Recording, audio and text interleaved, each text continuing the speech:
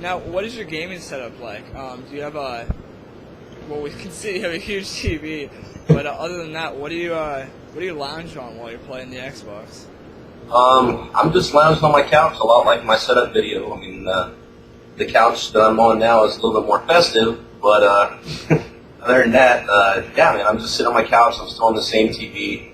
I moved just here probably a few months ago, so I don't have my surround sound anymore, but I'm not really worried about it because I'm going to be moving again here in another 3 months or so anyway. Probably going to be moving down to Georgia, so I'm not really too concerned with my setup right now, but I think for what I have, I mean, it works really well. Now, other than gaming, what are some of your hobbies or things you like to do? I like to go out. I play a lot of basketball. I like to go camping, fishing, stuff like that. I like to go out.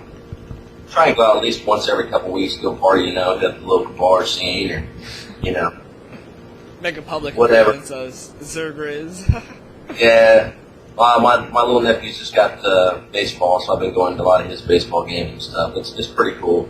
All his friends know me, know who I am, what it is that I do. So I'll go out there and they'll come rushing up to me, asking me all kinds of questions, about the game. Well, can you do this? Can you do that? And it's pretty cool. That's cool. Now, is there anything in your gaming career that you'd like to change, whether it be declining a sponsor or a team or different things like that? No, not really. I mean, the only plan that I really rolled with was the first clan that I joined when I was talking about earlier in back in Call of Duty 2. That clan that I joined in is still pretty much the same clan I'm with today, even though we don't play competitive anymore. I'm still with the same guys I was, way back in COD 2. As far as sponsors, I can't really say I would have, dropped any of them because if it wasn't for certain sponsors, I wouldn't have the ones that I do now. So, I mean, everything's pretty much panned out for the best. Alright, well, we have a few fan questions. We're going to start off with Optic Knowles, whose name is now M4083 Knowles. He asks, how did you start recording? I started recording after watching an old Call of Duty 2 PC montage called Deserto Face the Pain and Deserto Fight to Finish, which was a PC-based montage, but it really, I was just watching this shit and I was just blown away. I was like, damn, I'd love to do that shit. So I'm, up on Google trying to type in everything, find out exactly what it is that I need to record. And I spent over $2,000 trying to get recording equipment, to be able to do this stuff that these guys were doing before I finally found out, okay, it was a $60 fucking dazzle, And granted, they're using different stuff for PC, but, to record all I need was like a $60 dazzle. But now, that's what it started. Oh, it's my bad, sorry. X Gage asks, why don't you join a big sniping clan like Optic? I've talked to, Optic X and stuff, and,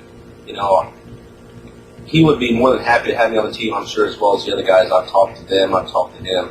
I just I'm pretty, faithful to my clan and everything else. Like I said, I'm still with the same clan I was back in COD 2. These are the guys that I run with. I mean, I know them on a personal level, so I just like chilling with these guys,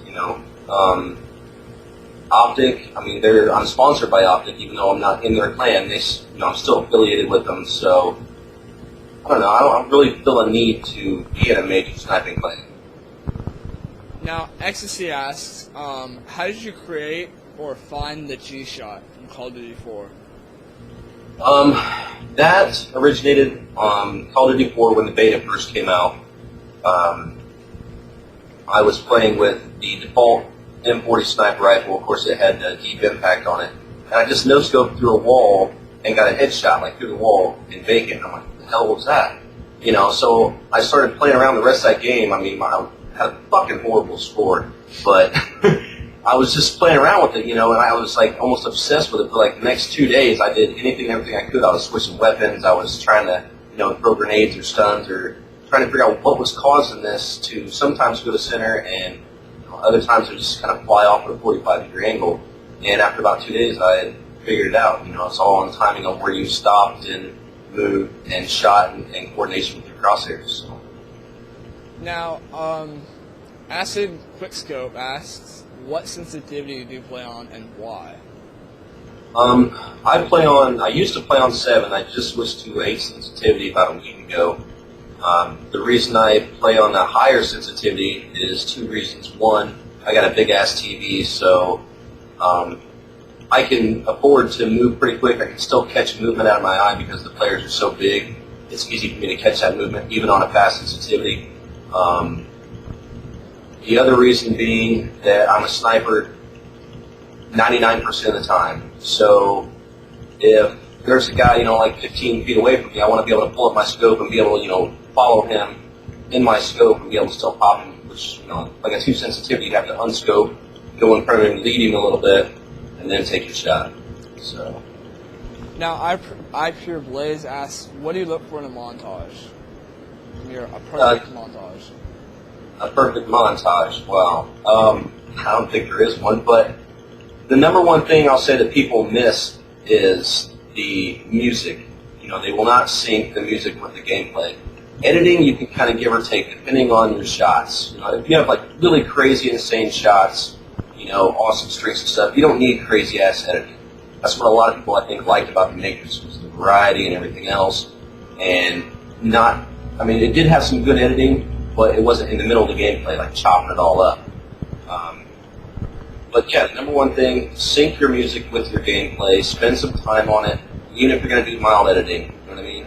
Take your time on it, because if you're not going to take time to make it, I'm not going to take time to watch it. That's kind of what you have to, when you're making a video, you have to look at it from the viewer's point.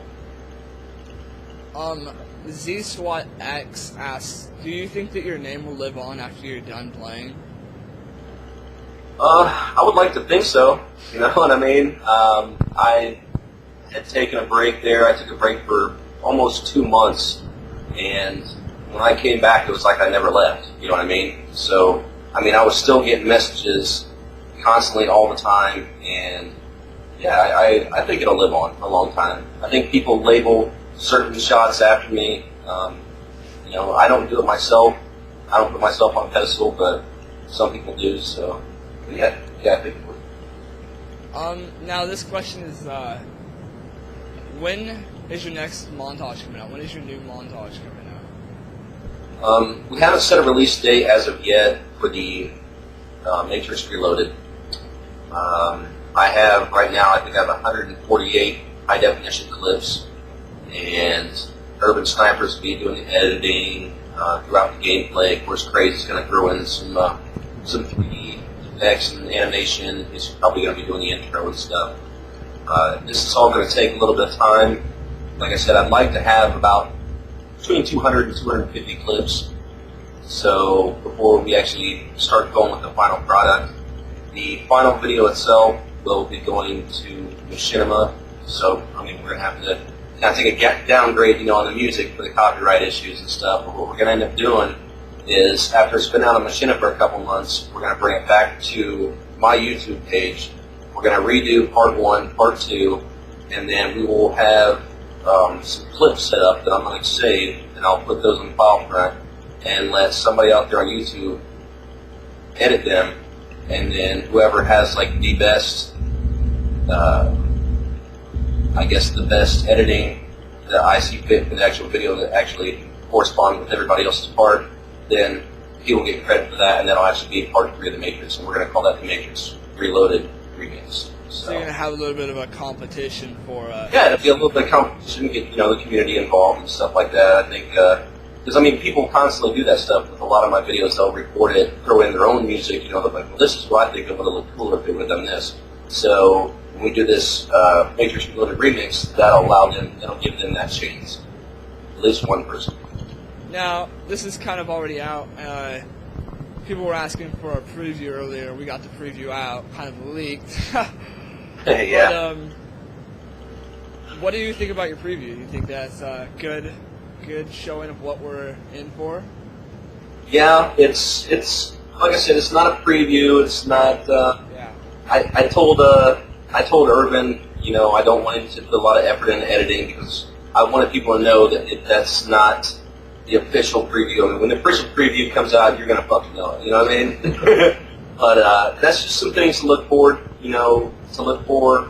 that'll be in the next video. I mean, there's going to be stack ups galore. There's going to be some streaks, and I'm working on some pretty crazy trick shots and stuff now. So that'll be pretty badass, but that'll be pretty close to what the kind of stuff you're going to see in the major trailer. All right, Grizz. Well, I just want to say thank you for taking your time out for doing this interview, and everyone go check out his preview / I don't know what you want to call it, clips. The clips that are going to be in his new montage. I'll have a link, and yeah, dude. I guess I'll see you on see everyone on Call of Duty for some no scoping. All right, dude. peace out. Peace.